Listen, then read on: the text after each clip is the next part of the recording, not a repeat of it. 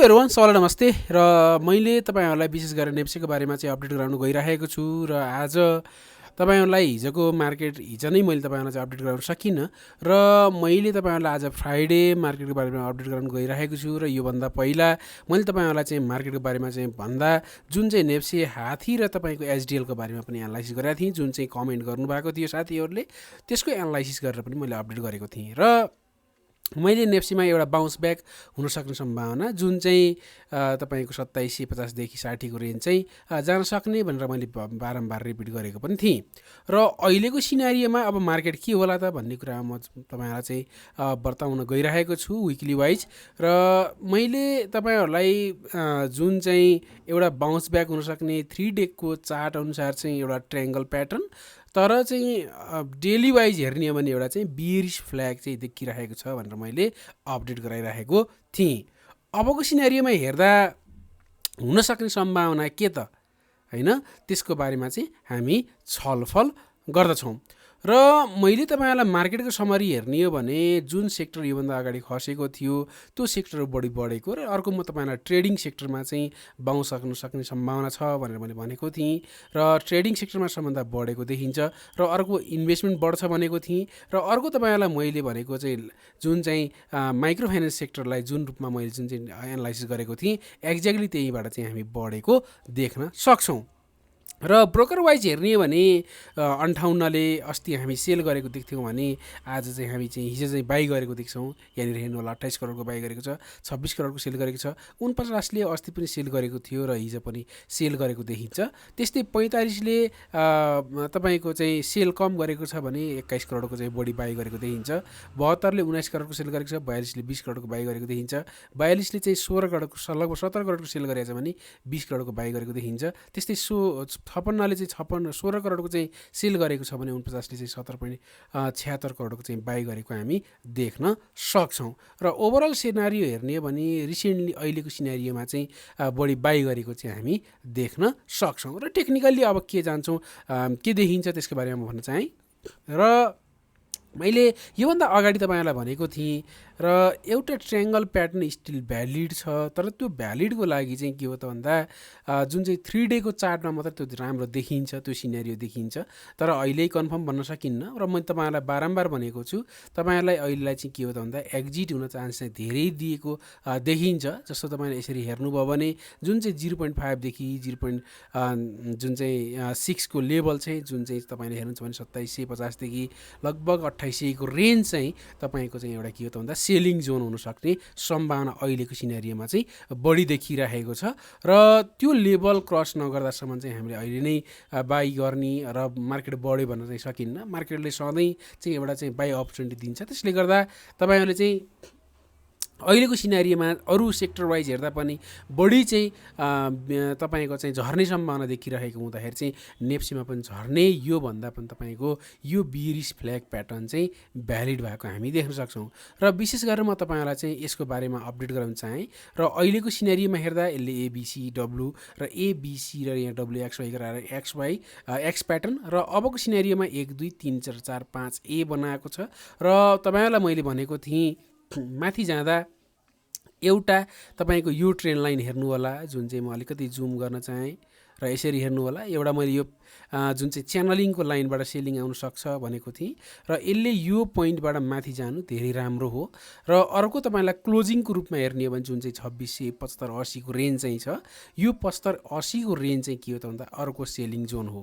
र मलाई लाग्छ अहिलेलाई मार्केटले गराउने बिहेभियर के हुनसक्छ, योभन्दा अगाडि पनि म तपाईँलाई भनेको थिएँ यसरी गएर यसरी फेरि सेलिङ आउने र फेरि यो 2640को लेभलतिर सपोर्ट लिएर एउटा स्विङ माथि जाने, माथि जाँदा लगभग तपाईँको 2760देखि 2800को रेन्जमा गएर झर्ने देखिन्छ अहिलेको सिनारियोमा मार्केटलाई हेर्दा। र मैले तपाईँलाई यो बारम्बार रिपिट पनि गरेको थिएँ, जब यो मेरो 2690लाई ब्रेकडाउन गर्यो त्यसपछि नै म तपाईँलाई चाहिँ एउटा तपाईँको चाहिँ बाउन्समा चाहिँ सेल गर्नु होला भनेर भनेको थिएँ। र अहिलेको सिनारियोमा आई थिङ्क यतातिर 26 2680 को लेभलतिर गएर फेरि सेलिङ आउने, सेलिङ आइसकेपछि फेरि 2640 लाई सपोर्ट लिएर चाहिँ फेरि एउटा स्विङ जाने र स्विङ जाँदा 2760 देखि 2800 को रेन्ज जुन चाहिँ मैले यो लाइन तानेको छु, यो लाइनबाट चाहिँ सेलिङ आउन सक्ने सम्भावना, जुन चाहिँ एउटा प्रफिट बुक गर्नुपर्ने अवस्था चाहिँ हुन सक्ने सम्भावना चाहिँ अहिलेको सिनारियोमा देखिएको छ। क्लियरली त्यो प्याटर्न चाहिँ देखिन्छ। फर्दर अन्य सिनेरियो भएमा म तपाईँलाई अवश्य पनि अपडेट गराउने छु र अहिलेको सिनेरियोमा चाहिँ यो रहने सम्भावना चाहिँ धेरै देखिरहेको छ, जुन चाहिँ सेक्टर वाइज एनालाइसिस गर्दा पनि त्यो चाहिँ देखिने गर्दछ। म नेप्सीको बारेमा यही नै भन्न चाहेँ। मेबी तपाईँले क्लियर बुझ्नुभयो होला। एउटा बियरिश फ्ल्याग जुन चाहिँ एबिसिडब्लु, एबिसी र गरेर यहाँ एक्स र अर्को चाहिँ तपाईँको चाहिँ यहाँबाट जाँदा यो रेन्ज जुन चाहिँ च्यानलिङको रेन्जलाई क्रस गरेको छ, जुन चाहिँ 2640 को रेन्ज चाहिँ थियो, त्यसलाई क्रस गरेर बसेको छ, त्यो एकदम राम्रो हो। र अर्को जुन स्ट्रङ हामीले चाहिँ सपोर्ट जोन भनेको थियौँ, त्यसलाई नै रेसिस्टेन्स हुनसक्ने सम्भावना जुन चाहिँ 2675 देखि 80 को रेन्ज, यहाँनिर एउटा फेरि सेलिङ आइसक्यो भने 2640 लाई फेरि सपोर्ट लिएर एउटा स्विङ जाँदा 2760 देखि 2800 को रेन्ज चाहिँ जान सक्ने र त्यहाँबाट सेलिङ आउँदा फेरि एबिसी प्याटर्न बनाएर झर्न सक्ने सम्भावना देखिएको छ अहिलेको सिनारियोमा। र विकली वाइज हेर्दा पनि तपाईँले क्लियर हेर्नु होला। यहाँनिर तपाईँले हेर्नुहुन्छ भने बुलिस एउटा चाहिँ क्यान्डल बनाएर बसेको छ, लाइक अ डोजी क्यान्डल बनाएर चाहिँ बसेको देखिन्छ। सो मैले भनेको थिएँ विकली वाइज हेर्दा पनि के देखिन्छ त भन्दाखेरि चाहिँ अलिकति कन्टिन्यू डाउन आएर एउटा स्विङ बी रिट्रेसमेन्ट गएर अनि फेरि तल झर्ने सम्भावना र स्टिल यसले तपाईँको चाहिँ विकली वाइज हेर्दा ए बी र सी बनाउने सम्भावना देखिन्छ, जुन चाहिँ हामीले ट्रायङ्गल प्याटर्नको भ्यालिडको लागि जुन चाहिँ यसले 2500 भन्दा माथि नै होल्ड गर्नुपर्ने, 50 दिनको मुभिङ एभरेजभन्दा माथि होल्ड भएर यो खालको सिनारियो रह्यो भने ट्रायङ्गल प्याटर्न स्टिल भ्यालिड हुन्छ। तर अहिलेको सिनारियोमा चाहिँ तपाईँ के देखिन्छ त भन्दाखेरि कन्टिन्यू एउटा स्विङ गएर तल झर्ने सिनारियो चाहिँ देखिरहेको छ नेप्सी वाइज हेर्दा पनि, के अरे विकली वाइज हेर्दा पनि। र अर्को चाहिँ इन्भेस्टमेन्ट सेक्टरलाई मैले तपाईँलाई एबिसी हुन सक्ने सम्भावना भनेर भनेको छु, तर यसले चाहिँ यो हाई जुन चाहिँ 109 को 10 को लेभल क्रस नगर्दासम्म कन्फर्म हुँदैन र एबिसी बनाएको हो कि भन्ने सिनारियो चाहिँ अहिलेको सिनारियोमा देखाइरहेको छ इन्भेस्टमेन्ट सेक्टरले। र आई थिङ्क यो रेन्ज जुन चाहिँ रेक्टेङ्गलको रेन्ज चाहिँ छ, त्यो रेन्ज चाहिँ के गर्छ त्यसलाई चाहिँ अलिकति तपाईँहरूले चाहिँ निहाल्नु होला भन्न चाहिँ चाहेँ। इन्भेस्टमेन्ट सेक्टरमा जुन चाहिँ मैले अस्ति एबिसी नै बनायो कि भन्ने डाउट पनि छ भनेर म अपडेट गराएको थिएँ, जुन चाहिँ मैले लिडिङ डायनल एक्सपान्डेड लिडिङ डायनल यो बनायो भनेर त्यति बेला अपडेट पनि गरेको थिएँ। र अर्को चाहिँ म्यानुफ्याक्चर सेक्टरमा जुन चाहिँ मैले भनेको थिएँ योभन्दा यसरी जाने र यो जाँदा यो ट्रेन्ड लाइनको लेभल जुन चाहिँ 50% रिट्रेसमेन्ट यहाँबाट हेर्नु होला। यहाँबाट यसरी 50% रिट्रेसमेन्ट हुँदा लगभग तपाईँको चाहिँ 7638 देखि तपाईँको चाहिँ 7520 को लेभल चाहिँ यो लेभलबाट कहीँबाट पनि सेलिङ आउन सक्ने सम्भावना रहन्छ। एउटा स्विङ यसरी गएर फेरि सेलिङ आएर फेरि एउटा हाई क्रस गर्ने अनि फेरि सेलिङ आउने सम्भावना देखिरहेको छ जुन चाहिँ यो म्यानुफ्याक्चर सेक्टरमा। त्यस्तै अर्को चाहिँ हेर्नुहुन्छ भने ब्याङ्किङ सेक्टरलाई म तपाईँलाई यो एरिया हेर्नु होला भन्छु र डबल बटम पनि हुनसक्ने सम्भावना रहन्छ, तर अहिले नै त्यो बनायो भन्ने सम्भावना देखिन्न। तपाईँको 1400 को रेन्जमा चाहिँ सेलिङ आउने चान्सेस चाहिँ जुन चाहिँ यो ट्रेन्ड लाइन पहिलाको चाहिँ सपोर्ट यसलाई रेसिस्टेन्स बनाएर फेरि झर्ने सम्भावना अहिलेको लाइकको सिनारियोमा चाहिँ देखाइरहेको छ। र अर्को हेर्ने भने तपाईँको माइक्रो फाइनेन्सलाई मैले तपाईँलाई भनेको थिएँ एक्ज्याक्टली यसरी चाहिँ जुन चाहिँ रिसेन्टली चाहिँ जुन चाहिँ ब्रेकआउट गरेको थियो, त्यो ब्रेकआउट गरेकोलाई आयो र यहाँबाट एउटा एबिसी जाने र तल झर्ने सम्भावना छ भनेको थिएँ। अहिलेको सिनारियोमा मैले कन्टिन्यू WX र Y प्याटर्न र यसले 200 दिनको मुभिङ एभरेजमा तल आएको छ, मेबी यताबाट फेरि सेलिङ आएर 50 दिनको मुभिङ एभरेजसम्म लगभग यो एरिया चाहिँ जाने, जुन चाहिँ यसलाई पनि तपाईँले हेर्नुहुन्छ भने यसरी 50% रिट्रेसमेन्ट हेर्नु होला, यसरी हेर्नु होला। तपाईँले अलिकति म जुम गरेर देखाएँ, यहाँनिर यसरी जुम गरेर देखाएँ र यसरी 50% यो लेभलसम्म चाहिँ जान सक्ने सम्भावना देखिन्छ। आई थिङ्क यो लेभलसम्म चाहिँ जान सक्ने सम्भावना, यो लेभलसम्म हेर्नु होला। यहाँनिरबाट यो लेभलसम्म चाहिँ जाने सम्भावना देखिन्छ र यहाँबाट यताबाट फेरि सेलिङ आउने, फेरि यसलाई सपोर्ट लिने र एउटा स्विङ जाने र यहाँबाट तल आउने सम्भावना चाहिँ देखाइरहेको छ माइक्रो फाइनेन्स सेक्टरमा। अर्को लाइफ इन्सुरेन्सले म तपाईँलाई यो ठ्याक्कै यसको र माइक्रो फाइनेन्सको सिनेरियो एउटै छ भनेको थिएँ। यसरी एउटा स्विङ जाने र फेरि अर्को तल आउने, जुन चाहिँ यो मैले एउटा लाइन कोरेको छु, याद गर्नु होला। यो पहिलाको चाहिँ जुन चाहिँ लेभल छ, ब्रेक गरेको लेभल, त्यो लेभलमा एउटा फेरि रेसिस्टेन्स गराउने र फेरि तल झर्ने, जुन चाहिँ 50% को हिसाबले रिट्रेसमेन्टको हिसाबले हेर्ने भने यो लेभल चाहिँ देखिएको छ अहिलेको सिनारियोमा लाइफ इन्सुरेन्स सेक्टरमा। र अर्को म तपाईँलाई चाहिँ डेभलपमेन्ट सेक्टरमा भनेको थिएँ। डेभलपमेन्ट सेक्टरमा हुनसक्ने सम्भावना अहिले एउटा ट्रायङ्गल र अर्को चाहिँ यसरी जाँदा फेरि यता 50% जाने र यहाँनिर फेरि 1 2 फेरि यो 3 र 4 र यो 5 यहाँ बनाउन सक्ने सम्भावना र आई थिङ्क यसलाई टचलाई चाहिँ यो लोलाई टच नगरिकन यहाँबाट फेरि झर्ने र होल चाहिँ यसले चाहिँ एबिसी, फेरि एबिसी यहाँ बनायो, एबिसी गयो र यहाँनिर ए, यो बी र फेरि 1 2 3 4 5 गरेर सी बनाउने र कन्टिन्यू जाने एउटा सम्भावना अहिलेको सिनेरियोमा चाहिँ देखिरहेको छ डेभलपमेन्ट सेक्टरमा। जुन चाहिँ मेरो इन्भ्यालिड केस चाहिँ 5010 भन्दा तल गयो भने चाहिँ अन्य सिनेरियो रहने गर्छ। त्यो बारेमा म अवश्य पनि अपडेट गराउनेछु डेभलपमेन्ट सेक्टरमा।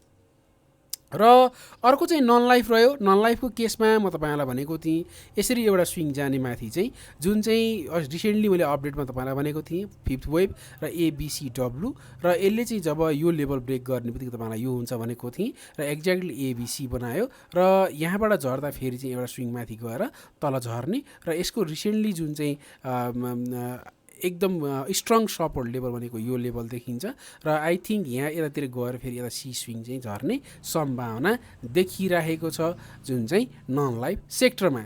र अर्को चाहिँ फाइनेन्स सेक्टरमा म तपाईँलाई बारम्बार रिपिट गरेछु, यहाँबाट स्विङ गयो भने यहाँनिर यसले सपोर्ट मल्टिपल टाइम लिने गरेको छ र आई थिङ्क यतातिर गयो भने पनि यसलाई ब्रेक नगरी होल चाहिँ ए बी, यो होल A B C D E र बनाएर चाहिँ ट्रायङ्गल प्याटर्न बनाएर चाहिँ फेरि होल ए, यहाँ बी र सी हुने सम्भावना देखाइरहेको छ अहिलेको सिनारियोमा।